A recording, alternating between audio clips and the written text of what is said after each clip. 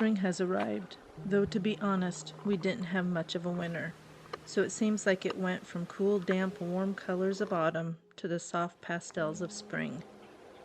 I'm enjoying watching sunsets again now that the weather permits me to walk at dusk to witness the stained glass effect the clouds have with the darkened bare branches of the trees.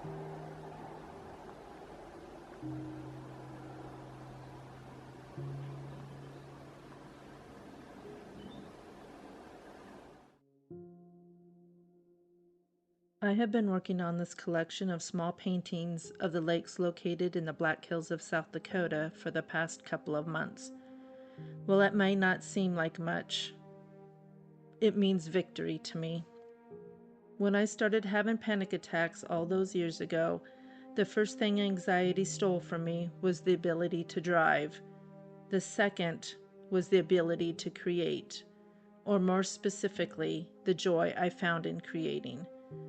The reason for my panic attacks doesn't matter, but they were real, and the fears, they were unreasonable. On those rare occasions I tried to paint during those anxiety-riddled years, most often I would just look at the blank canvas and not even pick up my brush, and I would just walk away. There were a few times I would be able to put color and brush to canvas, but it was without joy. I had even given it great consideration to sell all of my art supplies and just give up.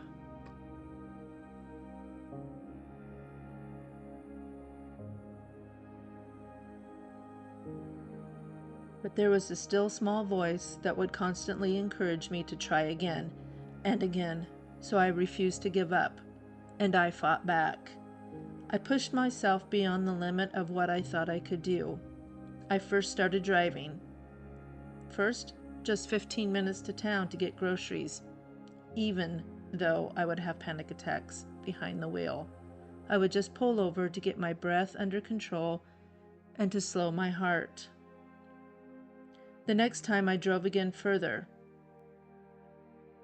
My world had gotten so small because I did not want to put myself in a panic attack-induced situation. But I knew that wasn't really living. At the same time, I also picked up my brush time and time again. There were plenty of failures, plenty of tears, and plenty of prayers. There were moments of frustrations and of feeling so weak.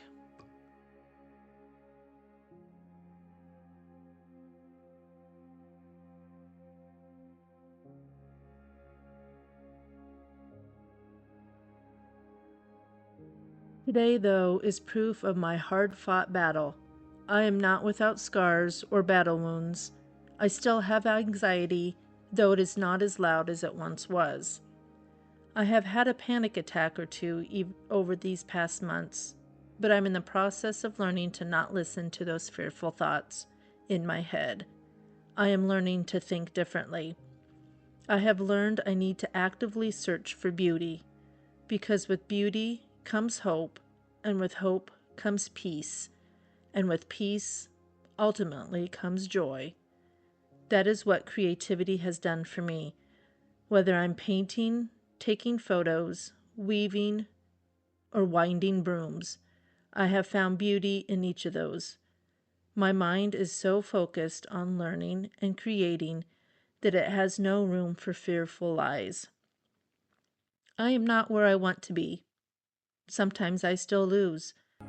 But now I am more often than not, I'm winning. So that makes me better than I was yesterday, last week, and last year.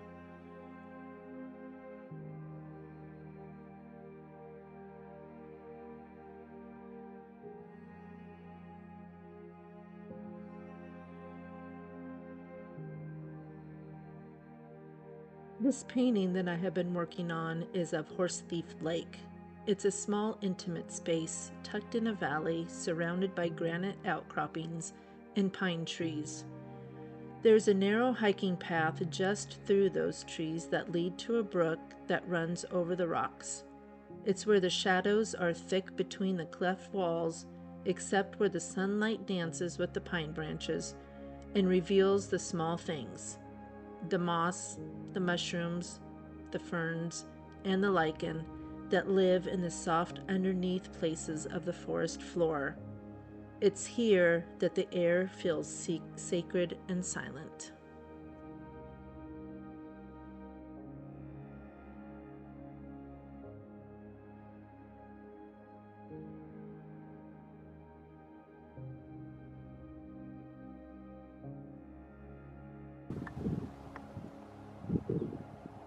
The wild plum bushes are in bloom.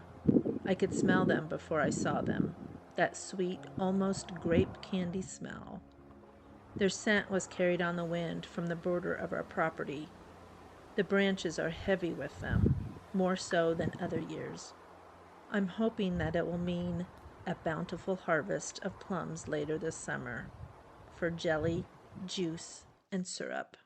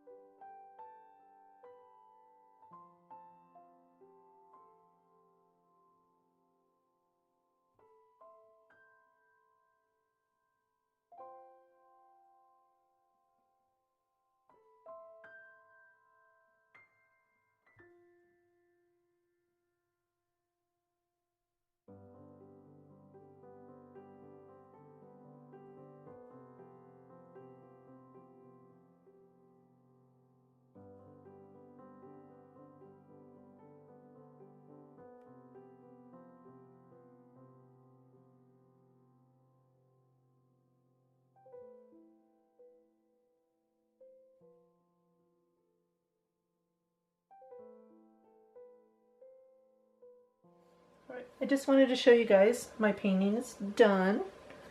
For those that want to know, I just paint on the panel boards that you can get from art supply stores.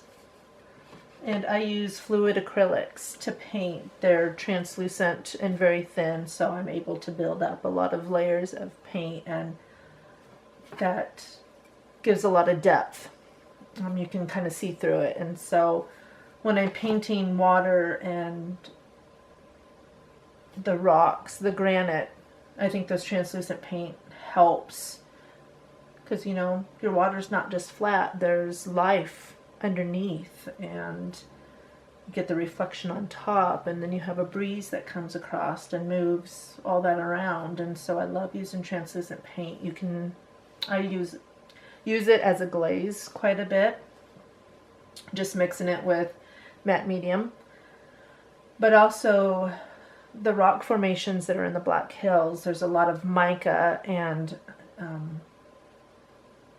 like quartz in there, and so the fluid acrylic helps me to portray that reflection. And some mica is thin enough you can see through, and quartz is also obviously translucent, and so I love fluid acrylics.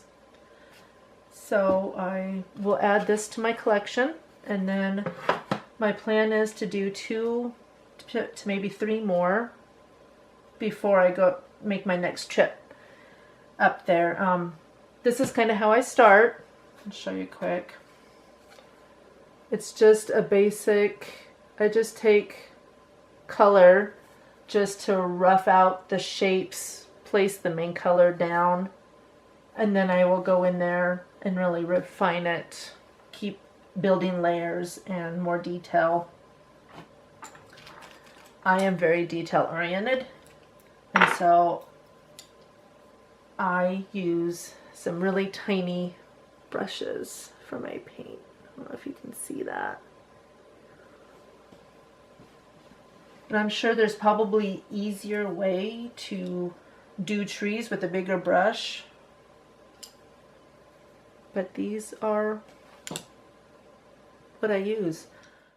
And also with using this size of brush instead of a big one for tree, it's a constant, repetitive movement of dots and strokes.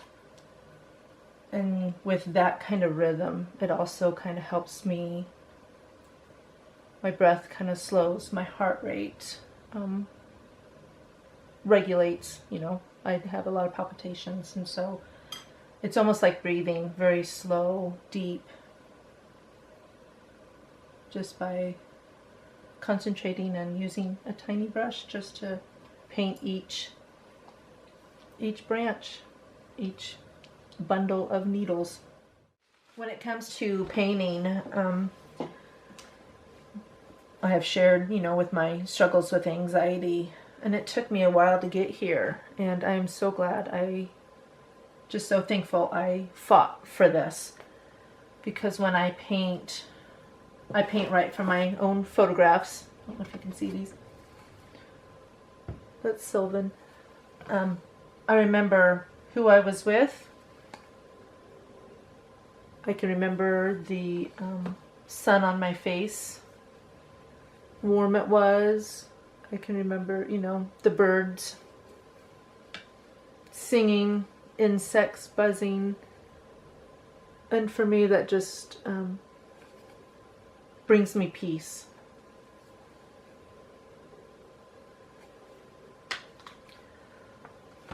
And so painting is very therapeutic for me, and I'm so thankful I'm able to get back to it.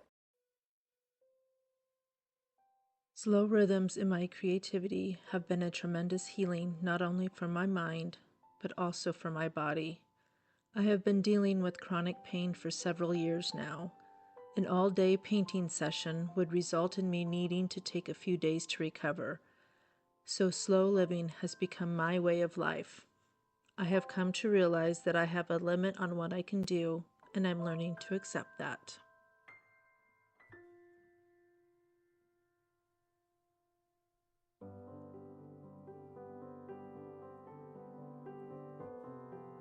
Each of my creative endeavors offer physical and mental benefits. After completing my painting, I took today to tackle some household chores. Then I rested. Rest looks a bit different for me. I need to sit and relax, but also I need mental exercises.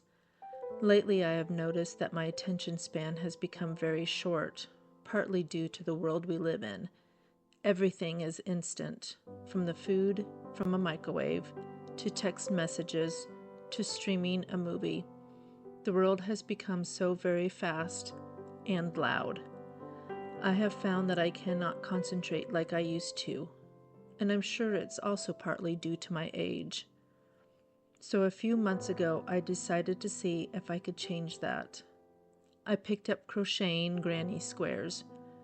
I had found some wool yarn that had been in my stash for years now, and I settled on crocheting enough squares for a cardigan. The repetitive stitches are both calming and mentally stimulating. The counting of stitches and picking a color sequence. I have 7 different colors of yarn that I'm using to create 14 different patterns.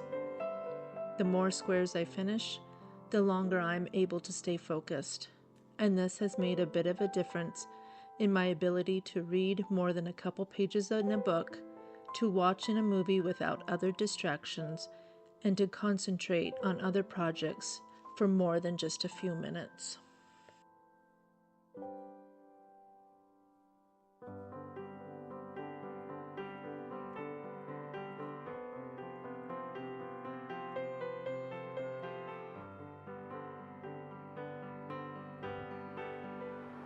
If you would like to see whatever creative projects I'm working on, such as painting and sculpture, sewing and creating brooms, dyeing fabric using natural material, photography, weaving, and other arts and crafts, be sure to subscribe to my channel so that you will be notified when I upload a new video. Thank you for watching, and I hope you have a blessed week. Until next time.